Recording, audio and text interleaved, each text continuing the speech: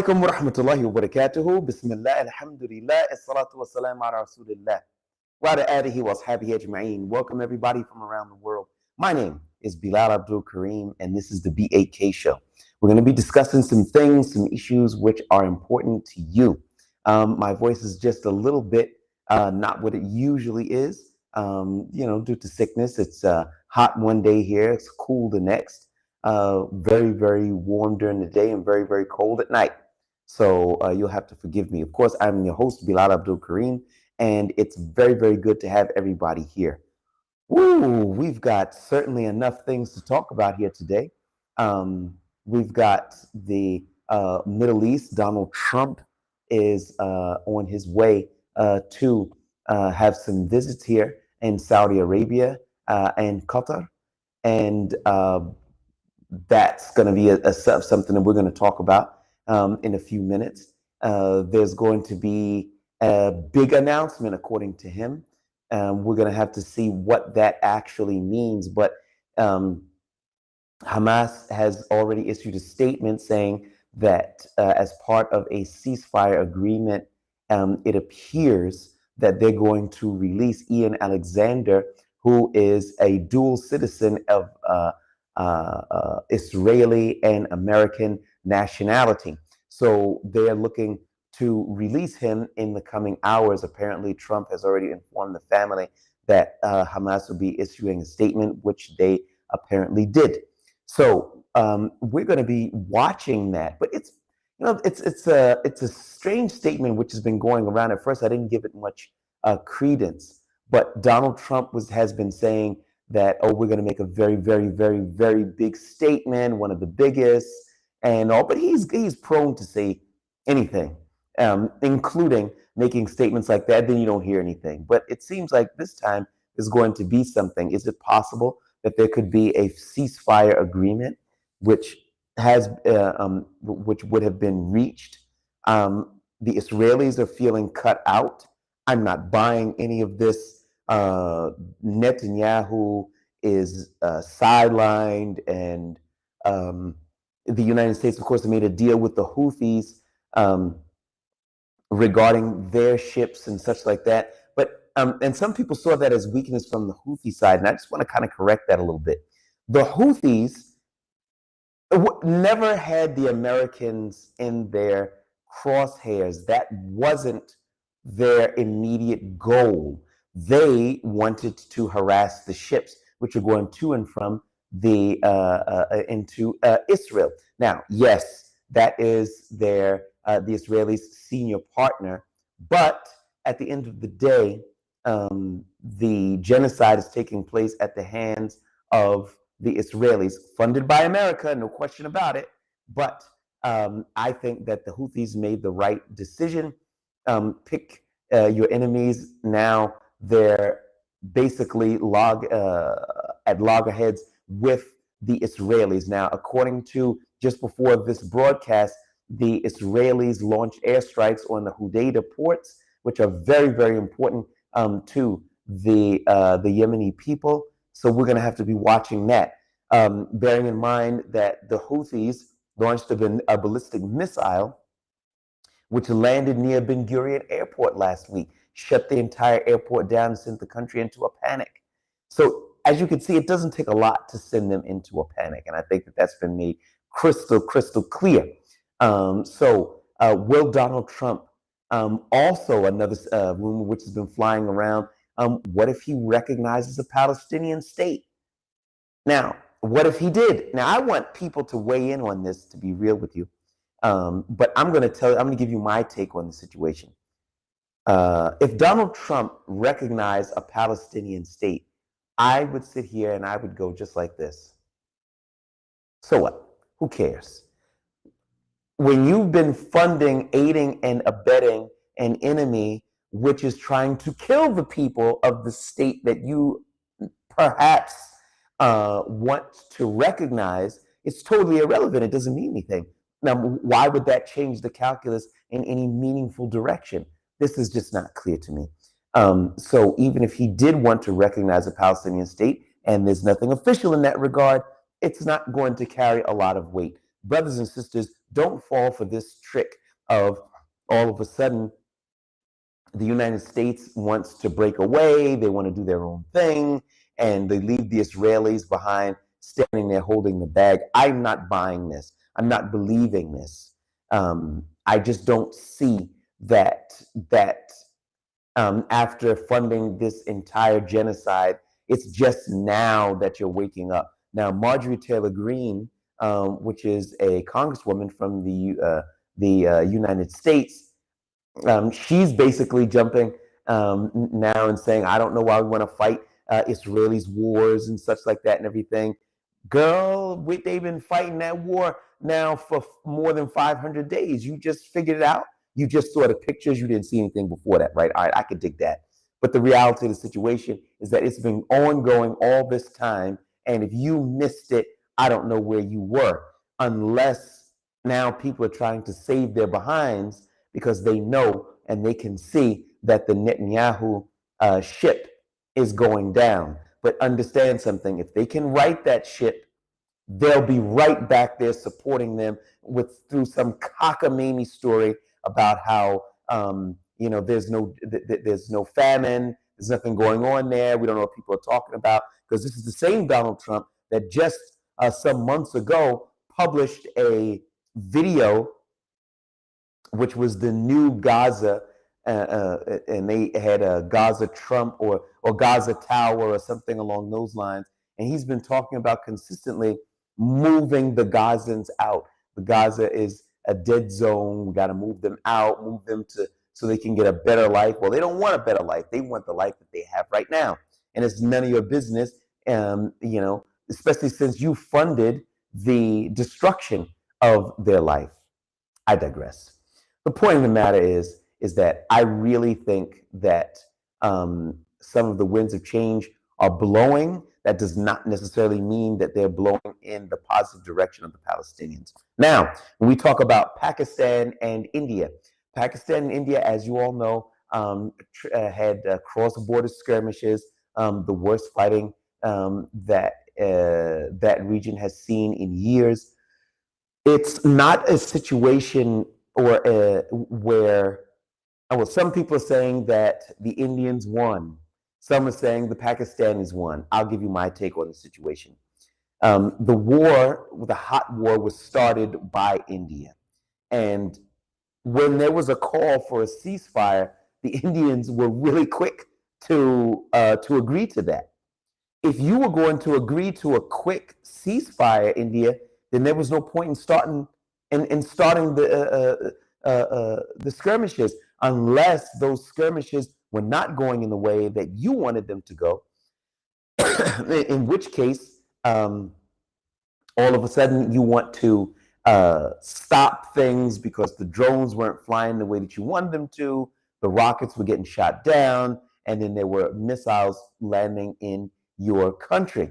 So I would have to say I've got to give the edge to Pakistan on this one, because once again, India started this phase of the conflict, and now we're not going to go back to the quote-unquote terrorist attack. Issue number one, we don't have a clear indication who pulled off that attack. The Indians have not come forward with any type of proof at all whatsoever. So this is the first thing. The second thing is that there's some difference of opinion in terms of who those people were that were killed. It has even been stated by resistance groups in the Kashmiri territories that those that were killed were posing as tourists, but they were actually security agents. Allah knows best. Allah knows best. So we don't have any clear statements in terms of who pulled off that attack, and Allah subhanahu wa ta'ala knows best. But I don't think that you start a fight in this fashion, and then as soon as somebody says, come on guys, you should stop this, okay, that must mean that something happened that wasn't according to your calculus. And that's what I see, and Allah knows best. Brothers and sisters, if you have any questions or comments or concerns, you can send them in, and we'll try to entertain them as best we possibly can. Okay, everybody. As I said, I'm a little bit under the weather today.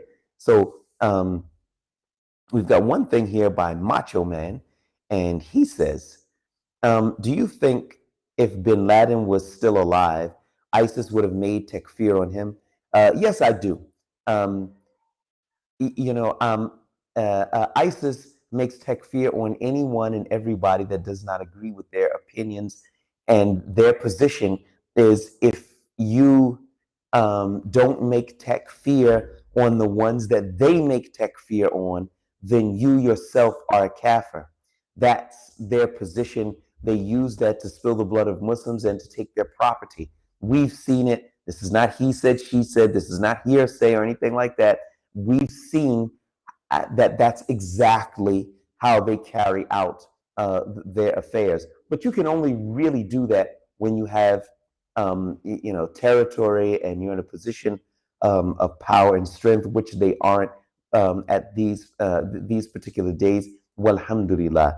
As for Osama bin Laden, may Allah have mercy on him. Do I think that that they would have made takfir on him? I do, because I don't think that he remotely shared their ideology in terms of the killing of other Muslims and depriving them, indefinitely detaining them, and driving them out of their lands. I just didn't see that from him. Maybe some people will be out there and they'll be saying, "Oh, but look at what he did. Look at this and that." I like to look at what we know he did rather than what people say that he did. So I think that that's very, very important. There's something that I would like to mention to you, brothers and sisters here. We are working on a project, and we really want your help on this. Look, we are documenting the crimes that the Assad family committed against the Syrian people. Now, for years, the Syrian people had absolutely no way that they could ever raise their voices or speak out against the injustices that were meted against them. We're looking to change that. We're doing a project called Voices of Truth, wherein we are going to ordinary Syrians, interviewing them, asking them what their accounts were in terms of the Assad, their time under Bashar al-Assad. Some of them are ex-prisoners. Some of them are family members of prisoners who were arrested, who never returned. And some of them are the people who actually carried out some of the atrocities. So we are working hard on that, but we need your help. Brothers and sisters, could you visit our crowdfunding page, which is at medina.com/voices of truth. That's medina.com/voices of truth. Take a look and see what we have there, because we'd really like for you guys to help us out and participate. Now, okay, we got Pearls here, and Pearl says, Brother Bilal, what is the aqidah of the turds in general? Okay, are you referring to the Turks or the Kurds? Because it's kind of, you kind of did a, okay, he came back and he said the Kurds. Well, the Kurds,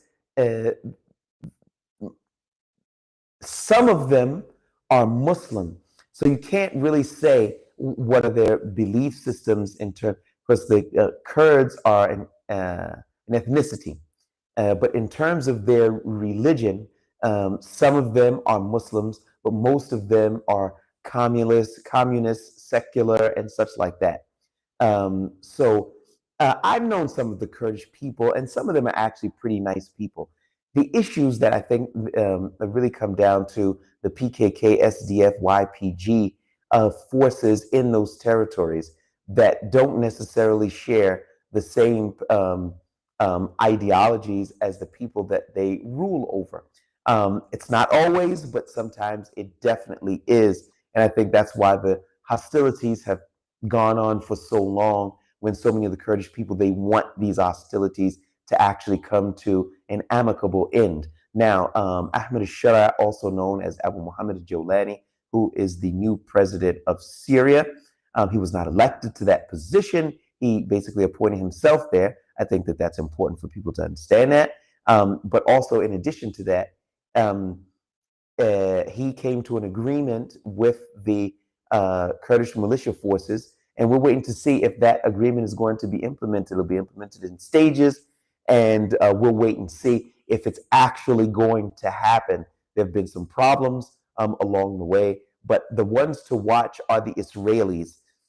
They are known to fund groups and movements and organizations against any type of legitimacy that might be coming forward for those whom they consider to be their enemies. Is the new government their enemy? I don't think that the new government in and of itself is their enemy. No, I don't. But I think every Muslim on the planet is an enemy to the Israelis. But the actual government of Ahmed Shara, in and of itself, I don't see it as an enemy to the Israelis. And Allah knows best. Now, all right, next up, we've got, how is the Uyghur situation in Syria going? How are they doing? Can foreigners help them in Syria? Well, the Uyghurs are doing okay, alhamdulillah. Throughout the years, in general, they were very closely allied with Hayat Tahrir Shem, that went on to become the new government in Damascus. So they have a good position with them. In terms of their status here in the country, well, as long as the new government is in power, I think that their status will be somewhat protected. But Muhajirin are a consistent political football here in Syria.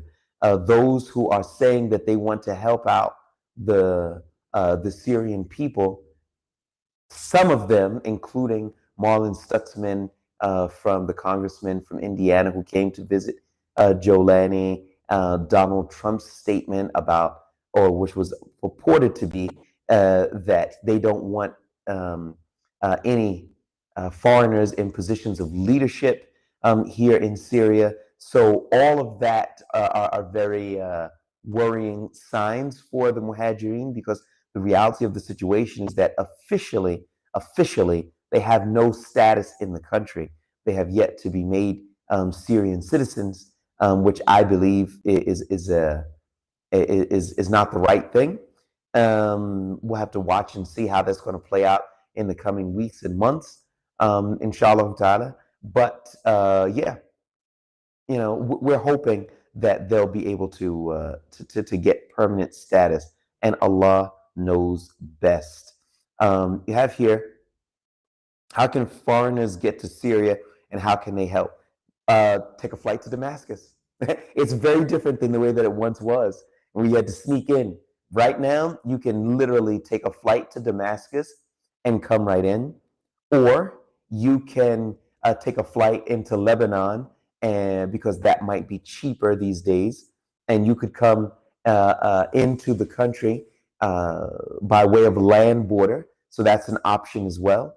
Or you can fly into Amman, Jordan, and you can come through the land crossing between Jordan and Syria as well. So any of the three will do. If you've got some extra money, you can fly right into Damascus airport. If you don't, then you can come either through Lebanon, or you could come through the Jordanian border with Syria. How can you help? The brothers and sisters here are living